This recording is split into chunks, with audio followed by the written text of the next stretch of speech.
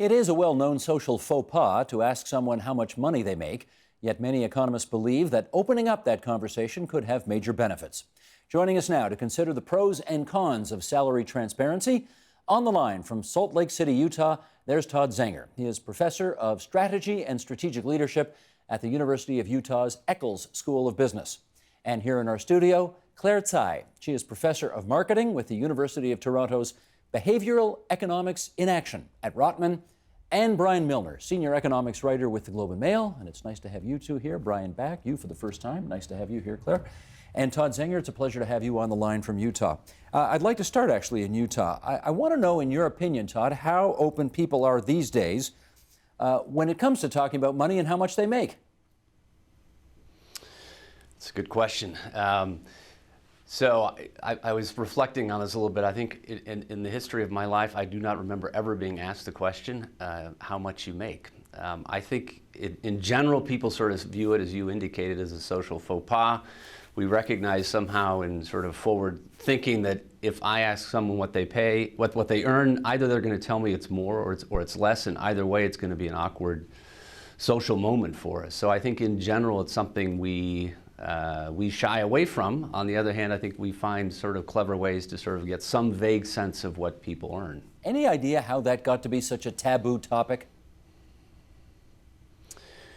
I think that I think that we are all wired to socially compare, and I think in all kinds of settings we recognize that when we discover that someone else is rewarded more than we are, or we're rewarded less than someone else is, that this causes some sort of emotional reaction on our part, and so it creates uncomfortable social settings and experiences, and as a consequence, we probably have just been wired to avoid it. Claire, what's your view on whether it's a good thing that it's a taboo subject? It depends on the context. Okay, so I think in social settings, as Todd mentioned earlier, because there's such a strong social norm that people don't talk about salaries, they don't like to be asked about salaries, and so perhaps it's inappropriate to do so in a social context, but in a work context. So if the goal is to try and at least to be paid fairly, I don't think it's a bad idea to talk about salaries at all. In fact, making salaries transparent, as we do for public organizations in Canada, that certainly helps with negotiation. More on that in a second. Is there a difference, Brian, in your experience, between the genders on how salary disclosure is dealt with, or whether it's okay to ask somebody how much they make, that kind of thing? Well, I don't know if women gossip a lot about money. Men do talk about money. They don't necessarily talk about what their salaries are, but they certainly talk about things like their investments and their new toys. So you sort of get a sense of whether either people have a lot of income or they're borrowing a lot to live the way they do. We always compare with the Joneses, right? In every neighborhood, oh, look, so-and-so's got 3 cars. Yeah, but he invests in commodities. So we do make guesses like that. And I think it is a social faux pas here. People always ask what you do, but they don't ask what you make. But in some societies, it's a faux pas to even ask what you do. They're not supposed to ask you what you do for a living. So our society is different in that way. Can you follow up on that, Claire? Are there different cultures that approach this issue different ways? Well, certainly my observations from cross-cultural research suggest that in certain regions, continent, people are more comfortable talking about money. In fact, that's probably one of the first 3 things that come up in the conversation when they meet people for the first time. Okay, and having spent half of my life in North America, I start to feel uncomfortable when I go to those regions and meet new friends. I see. Brian, how about millennials? They are notorious for oversharing. Do they overshare about how much money they make as well? Well, they all seem to know exactly to the penny what everybody seems to make. So I think they do share a lot on social media. And I think a lot of them also have worry about things like fairness and what other people that they work with are getting paid. And of course, a lot of them are contract employees as well. So they don't have a lot invested in keeping those secrets. They want the world to actually know whether they're doing well or not well. Gotcha. Todd, coming back to you on this one, we normally think of transparency as an unambiguously good thing. And I wonder whether you think it is in a company's interest for salaries to be disclosed and to have that kind of transparency in place. So, I mean, we have to sort of define what we mean by transparency. If by transparency we mean transparency about the process through which a company allocates pay, how it determines performance and then assigns pay, that kind of transparency is, of course, useful as far as one can take it. If we're talking about transparency where we mean publicize everyone's pay, that's an extreme form of transparency. I think a lot of the talk now is about advocating that. And one of the challenges with pay transparency is that in most work settings, really figuring out exactly what one's performance is very difficult. Many of us work in collaborative work environments where we're jointly contributing to outcomes. And as a consequence of this, it becomes very difficult to really precisely measure performance. And in environments where there's imprecision about measuring performance, our sort of natural inclination to exaggerate our contribution sort of takes over, and people have enormously exaggerated perceptions of their contribution, which is perhaps a very, very healthy psychological thing. But if you, in that environment where people have very distorted perceptions of their own contribution, try to aggressively, not only aggressively reward performance in order to motivate and attract talent, but also then publicize those outcomes, it's inevitable that often the majority of people feel like they are underpaid. Well, to that end, let me read an excerpt from a piece that you wrote in the Harvard Business Review not too long ago. You wrote, "Some years ago, I asked a group of 700 engineers from 2 large Silicon Valley companies to assess their performance relative to their peers. The results were startling. Nearly 40% felt they were in the top 5%. About 92% felt they were in the top quarter. Only one lone individual felt his or her performance was below average. This inflated sense of self-worth makes the organization's task of linking performance to pay tremendously difficult." Todd, why does this happen? Well, I mean, I think we have, for better or worse, we have healthy egos that it's partly that which motivates us to do things and to feel good about ourselves, and in many ways it's probably a very, very healthy thing. But if you want to sort of combine that sense of sort of self-worth and create an environment in which we are going to publicize in precise ways the outcome of sort of what the corporation thinks our contributions are, it creates a very difficult social environment. And what typically organizations do that have pay transparency is that they start linking pay to very observable things, and in particular they start linking it to time in the job or tenure, and that then creates a playground for other corporations that don't necessarily just pay based on seniority to attract those people away. And so in public, universities have become a playground for private institutions to sort of poach away their top talent, because inevitably this sort of pay transparency pushes to sort of flatten pay, because that's what you can, you just can't objectively measure performance.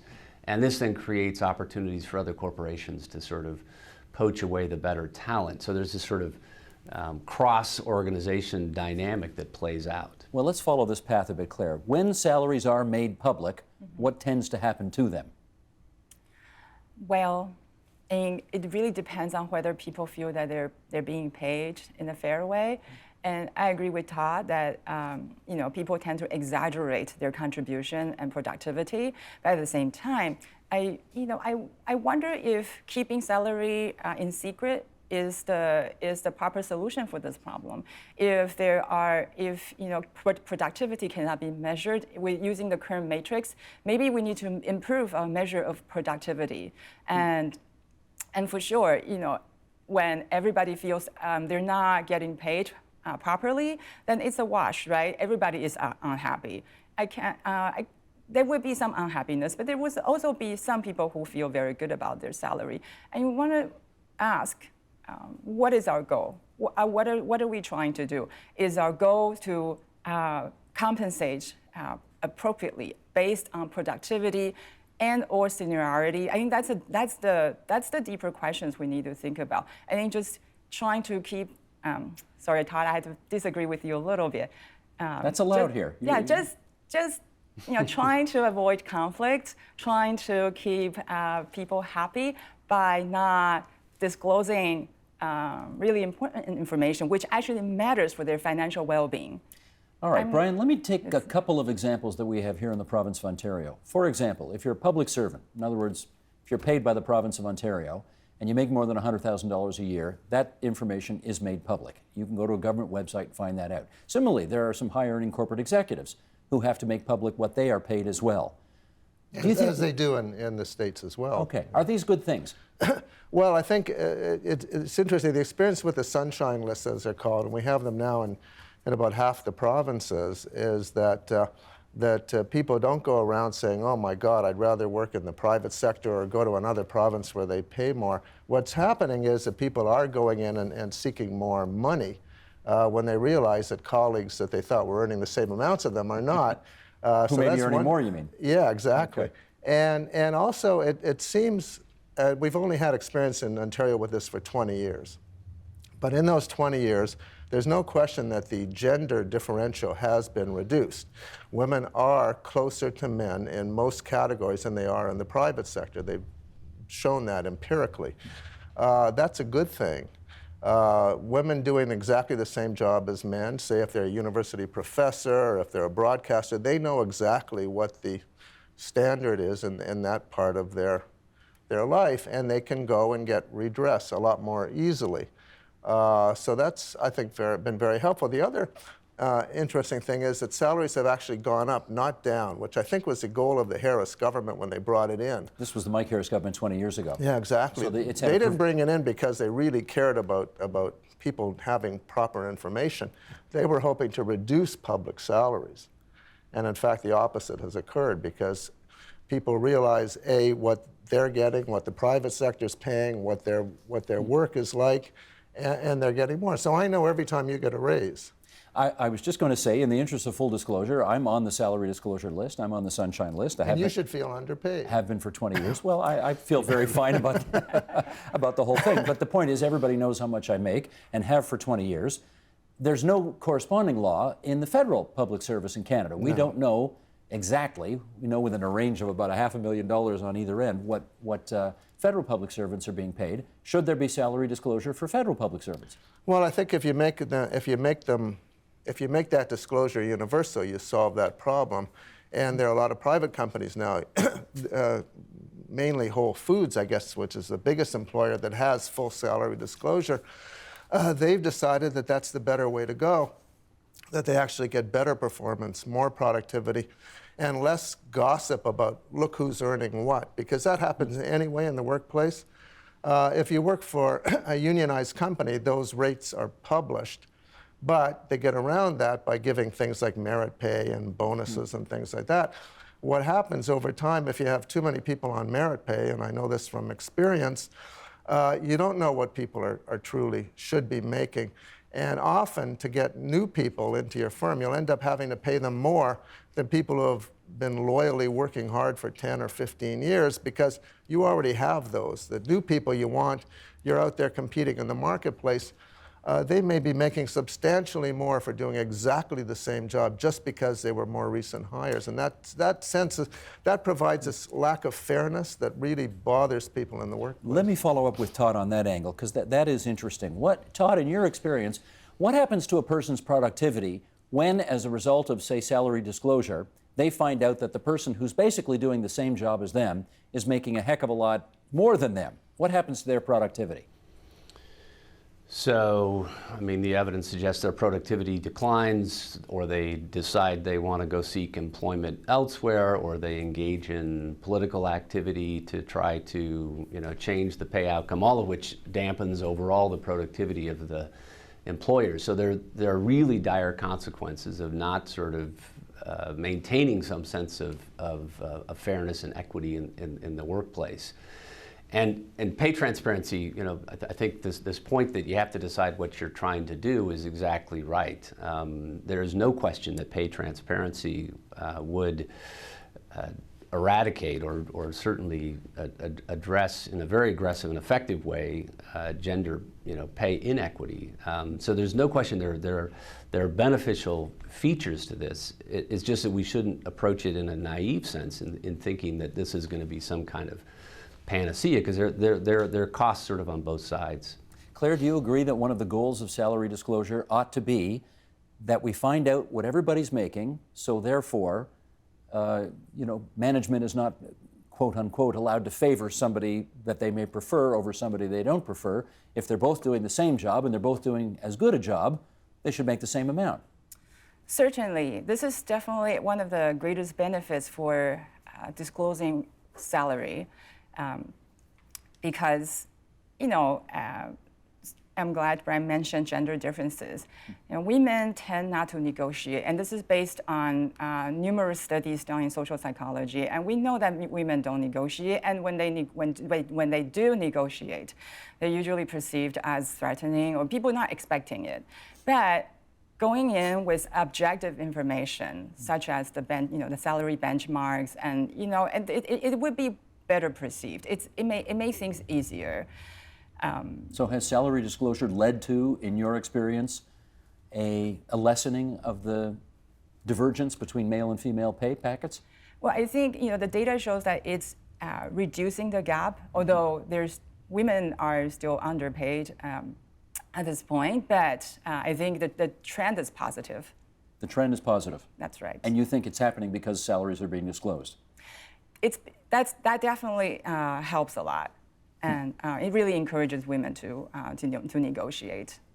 I don't know if you've looked into this, but I hear that all the time, that men go into the boss's office and they have no problem at all asking for the sun, the stars, and the moon, thinking they're worth it, and women tend not to do that. Why is that? Well, I think part of it is that they're not part of the social network necessarily. So the guy can go in and he can play golf with the boss on a Saturday. He can hang out for drinks after with the guys. Assuming the boss is a man. Yeah, exactly. And if it's a woman, it may be reversed, which would be interesting. But the question is, do women in companies run by women do better than they do in companies that aren't? And I don't know. I think it would be an interesting research project to find out. You got any knowledge on that, Claire? About spending more time with your boss would increase salary? No. If the woman's a boss, do women employees do better than they would if the man were the boss? I don't think there's research. There's empirical data showing that, and perhaps somebody's conducting research in that area. But I wouldn't be surprised that if the manager being female, that should be likely to reduce the face time or the kind of social interactions that's happening in a all male environment. Even the nature of the conversation would change drastically. Perhaps the topics, right? Sports versus other things. I don't want to stereotype here. You shouldn't, because I know in this place, some of the women here are the biggest sports fans in our I office. understand that. Yours I too. understand that. Right. Yeah. Particularly at this time of year with the baseball playoffs going on. Let's in our remaining few moments here, Todd, let me bring you in and sort of come full circle here. And that is, we started with the notion that this was all very taboo, and to ask somebody how much they make and to want to volunteer how much you make, all for the reasons that we've been talking about, is considered taboo. How do we change the culture on all of this? Well, the question, you first have to ask sort of, do you want to change the culture? Do we want an environment in which everyone's openly sharing pay as though pay is the most important thing? In some sense, what you want is a culture where everybody's focused on performance and contribution and having meaningful experiences at work, but also being productive at work, as opposed to sort of obsessed with pay and comparison. We of course would like an environment in which pay is fairly allocated, but part of the issue is that pay transparency sort of puts the focus on pay, and so in corporations sort of moving in that direction need to manage it in a way such that sort of pay isn't the focus. And you know, some might argue that that's really the outcome of it, is that, well, once pay is transparent, then you know, people don't talk about it. But it's not clear that what we want is a social environment in which everybody's wearing pay on their sleeve, and it's something that's constantly being talked about. That's in some sense an unhealthy social environment in my, you know, kind of my read. No, I appreciate that, but Brian, again, going back to the world of sports, athletes never did better than once everybody found out what they were making, right? Exactly. The best thing that ever happened to them was to know how some of them were so underpaid. And the famous example is Gordie Howe, who for years let management sign his contract figuring he'd get a fair increase. And then he found out he was making less than the third-string defenseman on some teams. That changed his entire attitude toward his employers. And the fact is that more knowledge is actually better. It's better for the employee because the employer already has the knowledge. The employer knows what everybody's making. So then they go into bargaining, for instance, with what economists call asymmetrical information. They know more than you, therefore they have a negotiating advantage. That's an unfair advantage because you can't compare. If you know what everybody's making, then the comparisons are very simple and you have a different kind of conversation. Okay, that's our time, everybody. I want to thank Todd Zenger for being there out of town for us in Salt Lake City, Utah. Todd, good to have you on the program tonight. And Claire Tsai from Rotman and Brian Milner from the Globe and Mail. Thanks to you two as well. Help TVO create a better world through the power of learning. Visit TVO.org and make a tax-deductible donation today.